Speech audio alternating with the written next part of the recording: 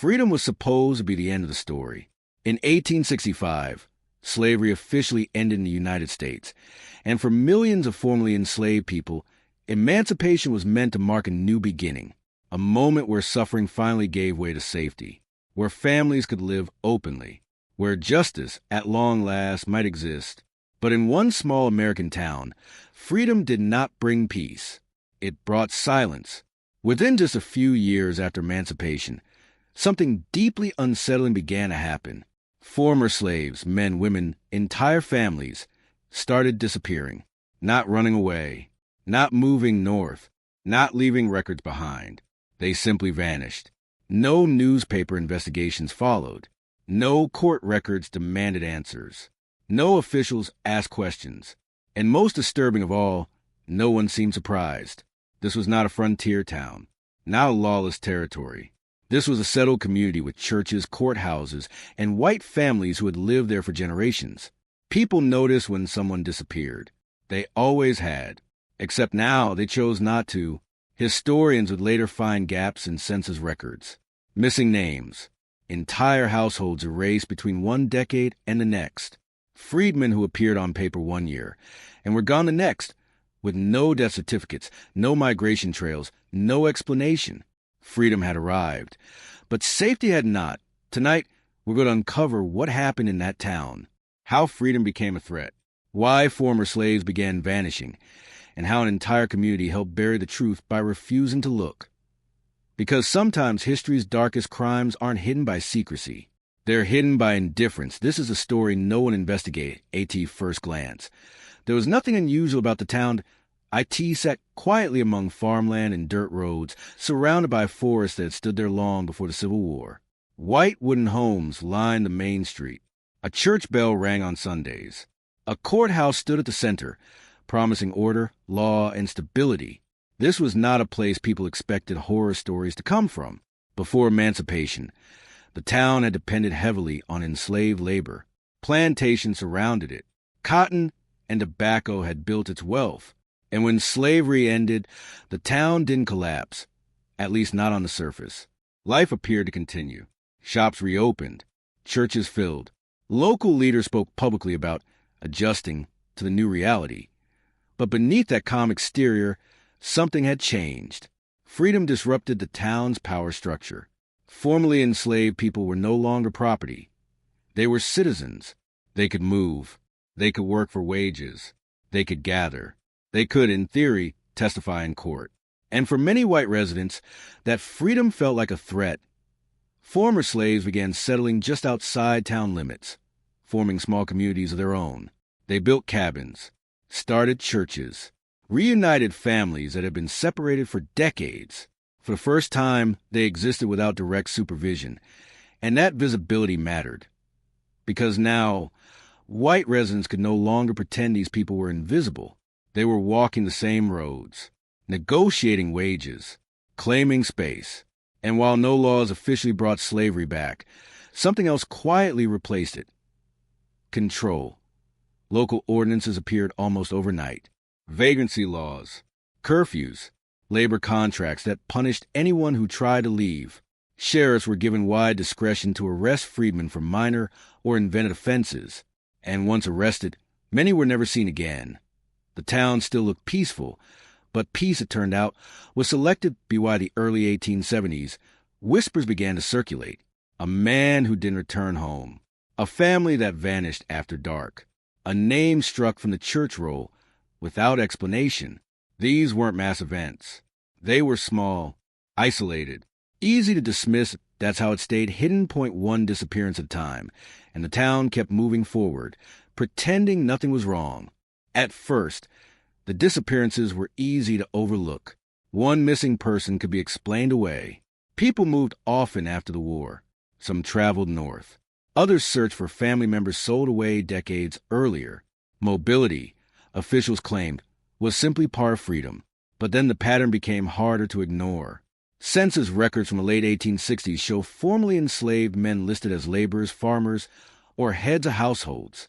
Their names appear clearly. Their ages are recorded. Their families are noted. And then, 10 years later, many of those same names are gone. not marked as deceased, not relocated, just missing. Entire households disappeared between census years. Children who should have grown into adults never appeared again on paper. Women who had lived in the same area, their entire lives vanished without a trace. No wills, no burial records, no church funerals. And the officials responsible for keeping these records didn't ask why. In county ledgers, historians later found something unsettling. Arrest logs listed freedmen detained for vague charges: vagrancy, loitering, failure to show proof of employment. The entries were brief: names, dates, sometimes no release noted. In many cases, the trail ended there. Sheriffs claimed prisoners were transferred. Employers claimed workers had run off. Judges signed papers without hearings. Each authority passed responsibility to the next until accountability disappeared entirely. White residents noticed. They had to. People don't simply evaporate. But silence became the town's unspoken agreement. Asking questions meant challenging neighbors. It meant disrupting the fragile order that had replaced slavery. And for many, maintaining control mattered more than truth. The records didn't scream that something was wrong. They whispered it. And because whispers are easy to ignore, the town did exactly that. Most of the disappearances didn't happen in daylight. They happened at night. Former slaves later described the same pattern, repeated again and again. A knock at the door after sunset.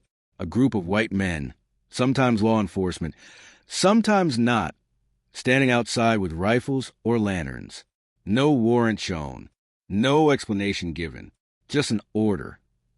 Men were told they were being arrested, sometimes for vagrancy, sometimes for unpaid debts they never owed, sometimes for no reason at all.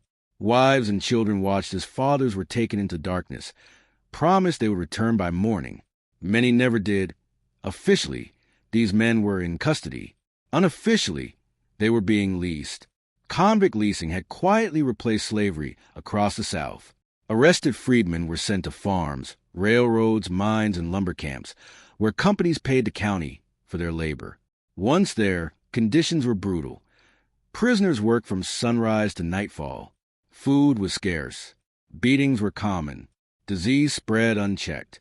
Mortality rates were so high that companies often calculated deaths into their operating costs.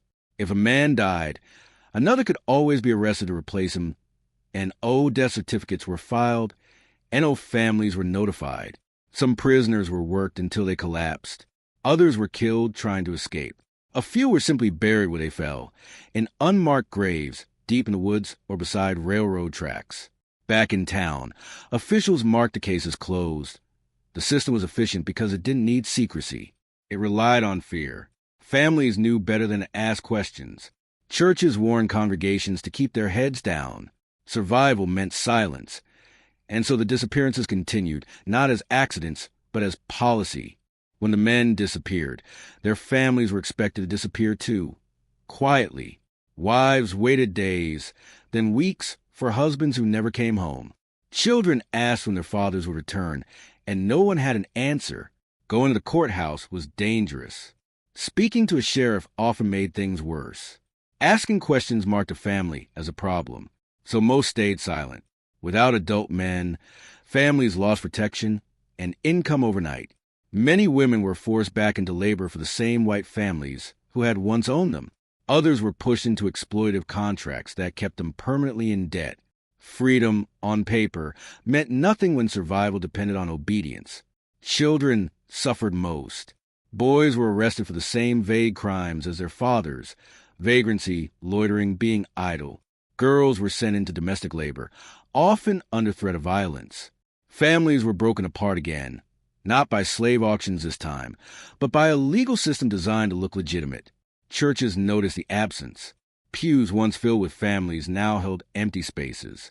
Names were quietly removed from membership rolls. Pastors avoided sermons that mentioned justice or protection. Survival required cooperation. Over time, grief became routine. Mothers stopped asking. Children grew up without answers. Entire generations learned that being seen, being heard, or being noticed was dangerous. Silence became a survival skill, passed down like an inheritance. The town didn't just erase people. It erased their memory. And with no one officially investigating, no one was held responsible. Not for the missing men, not for the shattered families, and not for the children who inherited a freedom that felt indistinguishable from fear. The disappearances didn't happen in spite of the law. They happened because of it. After emancipation, local governments rushed to rewrite their legal codes. On paper, slavery was gone. In practice, control simply changed its name. New laws appeared almost overnight, vague, flexible, and selectively enforced. Vagrancy laws allowed police to arrest anyone without proof of employment. Loitering laws criminalized standing still. Contract laws punished workers who tried to leave unfair labor agreements. All of them targeted the same people: former slaves. Sheriffs and deputies were given enormous power, and they used it freely. A single accusation was enough to jail a man. No jury was required. No evidence needed to be presented. Once arrested, a freedman could be sentenced to months or years of hard labor within minutes. Legally, judges signed paperwork in bulk. Courtrooms processed cases faster than families could track them. And because everything appeared lawful, higher authorities rarely intervened. The system was clean on the surface, brutal underneath. White citizens often participated willingly. Some reported freedmen they considered troublesome. Others benefited directly, leasing prisoners for labor on farms, in mines, or on construction projects. The town's economy depended on this invisible workforce. No one called it slavery, but the outcome was the same. Men vanished behind legal language. Families were left without recourse. And when questions did arise, officials pointed to statutes and signatures, insisting nothing illegal had occurred. The law had done its job. It protected those in power and erased those without it. Some people saw what was happening: neighbors, friends, occasionally even white townspeople who couldn't ignore the disappearances. They spoke quietly, sometimes in private, sometimes in letters. They mentioned men taken in the night, families broken apart, and children left hungry. But speaking out was dangerous. Those who questioned the arrests or the labor contracts faced threats, harassment, and in some cases, disappearance themselves. A farmer who protested the taking of a freedman's son was forced to leave town. A schoolteacher who wrote a letter to a newspaper never mailed it. The envelope mysteriously returned, stamped undeliverable.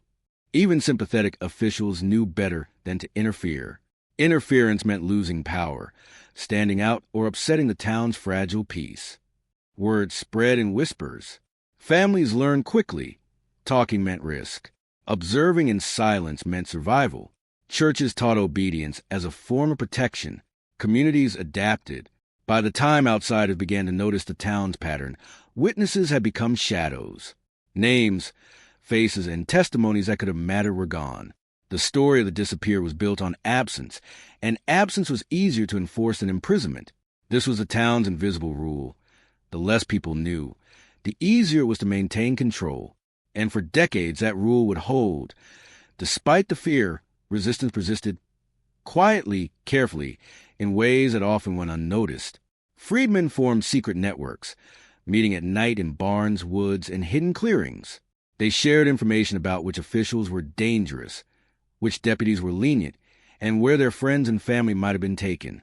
These meetings were risky. A single informant could destroy months of planning, and sometimes did. Some tried to escape. A father might vanish into the forest with his son, attempting to travel north or to a neighboring town where freedom felt real. Mothers had food and letters, hoping their children would survive the journey. These efforts often succeeded only temporarily. Many were caught, returned, or punished. Still, the attempts mattered. Every act of defiance was a reminder that freedom, though constrained, could not be fully erased.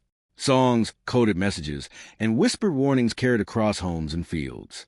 Even small acts, refusing unfair labor, teaching children in secret, or marking graves in unrecognized cemeteries, became a form of rebellion. The town's power depended on fear and silence. Resistance disrupted that power, even if only for brief moments. Each disappearance that followed was a message. Freedom existed on paper, but in practice, it came with consequences. Yet, for those who survived, these acts of courage planted seeds of memory, testimony, and eventual uncovering. long before historians began to piece the story together decades later. Churches were supposed to be sanctuaries, places of refuge, hope, and moral guidance. In this town, however, many congregations became instruments of control. White pastors preached obedience, framing silence as piety and submission as virtue. Freedmen who asked too many questions were subtly warned: a look, a whispered sermon, or exclusion from communal gatherings. Attendance mattered. Disobedience carried social consequences, not always legal ones, but devastating nonetheless. Some black churches tried to resist quietly, holding secret meetings in basements or in the woods, teaching literacy and passing down the knowledge that freedom was not just a paper declaration, but a right to claim. Yet, even these efforts were limited because the town's white community maintained constant vigilance. Clergy members, both black and white, faced moral and physical pressures. Many conformed to survive. Many feared that overt protests could invite violence against their congregations. As a result, religion became a tool, intentionally or unintentionally, that reinforced the unspoken rules of the town. Do not question the disappearances. Do not resist too openly, and do not attract attention. Faith, which should have offered protection and hope, instead enforced fear. It disciplined obedience, normalized absence, and helped hide the truth of what was happening. And so, the town's power structure was complete. Law, economy, and faith all aligned to erase those who should have been free. The youngest victims were often the most vulnerable. Children, born into freedom but raised under constant threat, were not spared from the town's system of control. Boys as young as 10 could be arrested for vague charges and sent to work on farms or in factories far from home. Girls were often placed into domestic labor, where they faced grueling hours and, in many cases, abuse. Schools offered little protection, and sometimes local authorities even used truancy laws to justify removing children from families. Parents who tried to hide their children faced punishment themselves.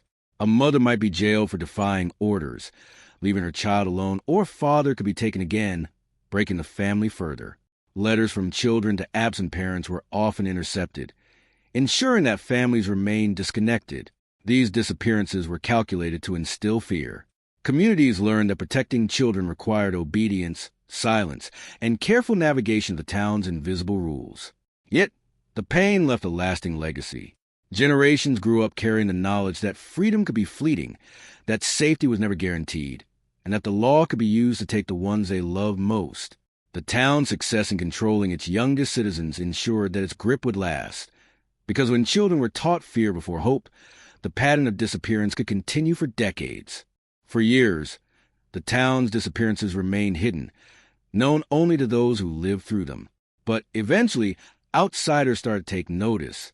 Traveling journalists, social reformers, and government investigators passed through, documenting the post-war South. Some remarked on the town's unusual quietness. Families missing from census rolls, churches with empty pews, and streets that seemed normal but carried a shadow. Reports described residents who were unusually tight-lipped. Questions were deflected, stories carefully rehearsed, and the truth buried beneath layers of polite denial. Investigators noted the absence of records, arrests that led nowhere, deaths that weren't documented, and labor contracts that seemed designed to exploit without scrutiny. One traveling journalist described the town as a place where freedom was a word, not a reality, a chilling observation that captured the essence of what historians would later piece together. Yet even with outsider attention, nothing immediately changed. Fear ran deeper than curiosity. Families kept quiet. Local officials maintained control. And the town's invisible system continued, preserving the disappearances as if they were ordinary events, an unsettling reminder how easy it can be to hide injustice in plain sight. Local newspapers, often considered the town's window to the outside world, rarely reported the disappearances. When they did, the coverage was minimal, vague, or framed to protect those in power. Headlines focus on ordinary events, market days, church picnics, local elections, while entire families that had vanished were quietly omitted. When a report mentioned an arrest, it was framed as lawful enforcement, never as the beginning of a permanent disappearance. The language was deliberate, subtle, legalistic, and reassuring to the town's white residents. Editors were careful. Some feared reprisals. Others benefited from the system. Publishers relied on advertisers, many of whom profited directly from the labor of leased prisoners. Questioning disappearances could threaten their livelihood. Occasionally, an outsider journalist sent stories to national papers, hinting at the abuses, but these were rarely followed up. By the time reports reached larger audiences, months or years had passed. The details were diluted, and the town had moved on, preserving its silence. The press, which should have been a tool for accountability, instead became a mechanism for concealment. It ensured that the town's dark secret remained largely invisible to the wider world, leaving families and history itself to pick up the pieces decades later. The disappearances were not only a tool of fear, they were also a source of profit. Formerly enslaved men and women, arrested under vague laws, were released to farms, factories, and construction projects. Companies paid the town for their labor, creating a lucrative system that incentivized control and punishment. Every man who vanished, every child taken from a family, represented both fear and income. Local white families benefited too. They often gained access to cheap labor, whether through direct contracts or informal arrangements with the town's officials. Even small shopkeepers, who seemed distant from the legal machinery, profited from reduced wages and the predictable absence of freedmen who might compete for jobs or property. This economic web made investigation unlikely. Officials had a vested interest in maintaining the system. Landowners, merchants, and law enforcement were intertwined in a cycle that ensured disappearances continued without scrutiny. Any attempt to intervene threatened profits, social standing, and the delicate balance control. In essence, the town's power structure wasn't just social or legal, it was financial. Disappearance became currency, silence became wealth, and those who vanished, once people, were reduced to transactions invisible on paper but tangible in the town's economy. Not everyone vanished without a trace. Some freedmen found ways to survive, escape, and even resist the town's oppressive system. A few men slipped away under the cover of night, traveling miles through forests and rivers, relying on the kindness of strangers or secret networks that still existed after the war. Some hid for weeks or months in attics, barns, or abandoned cabins, avoiding officials and those who returned them to forced labor. Families occasionally reunited after daring escapes. Mothers who had children in nearby counties, or men who bribed guards and navigated secret routes, became local legends of courage. But survival often came at a cost. Escaped individuals lived in constant fear, unable to return home for years, sometimes decades, lest they be captured and punished again. These stories were rare, whispered in secret, and often undocumented. Yet they remind us that even under extreme oppression, human resilience persisted.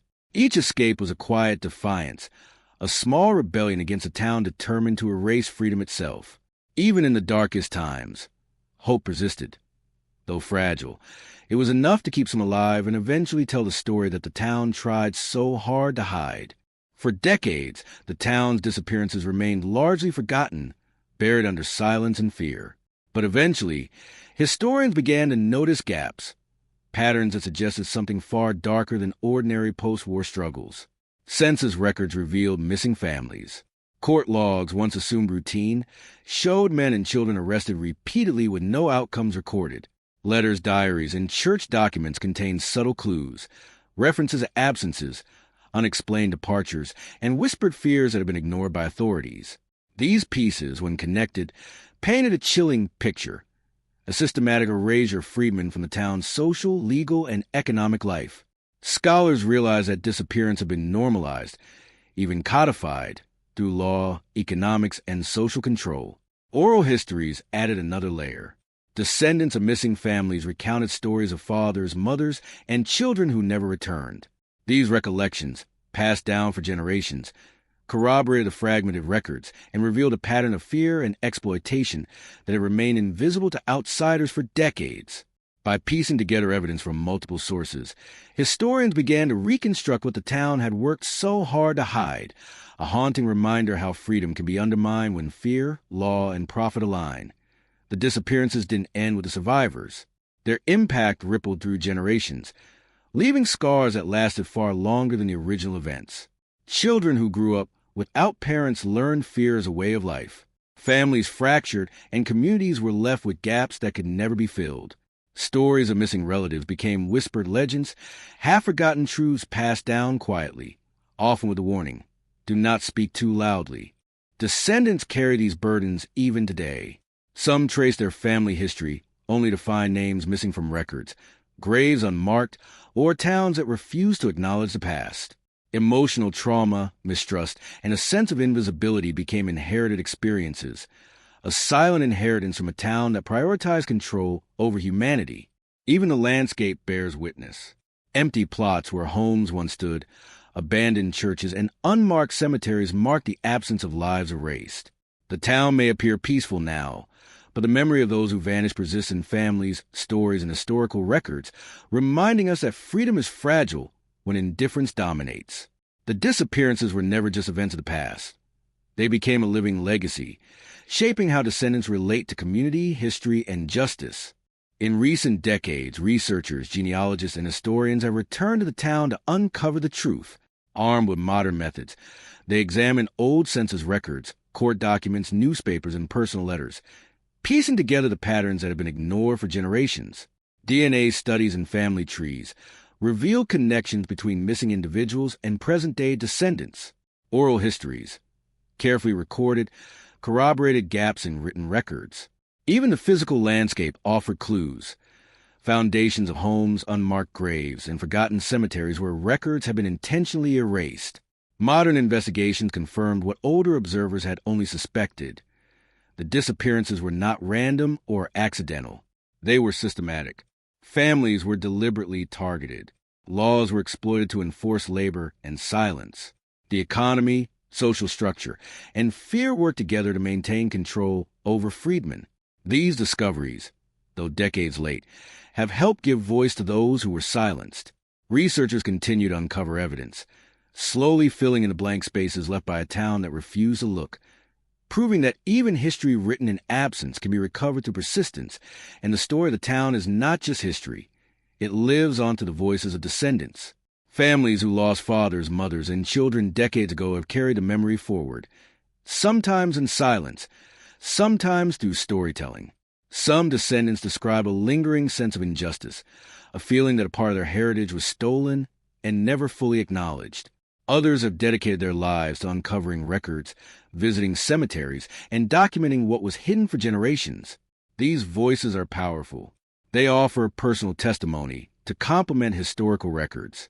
They remind the world that the disappeared were not just numbers on paper. They were real people with families, dreams, and communities. Listening to their stories challenges the town's silence and forces a reckoning with the past. Healing, descendants say, begins with acknowledgement. Recognizing the disappearances, restoring names, and sharing the truth are the first steps in undoing decades of erasure.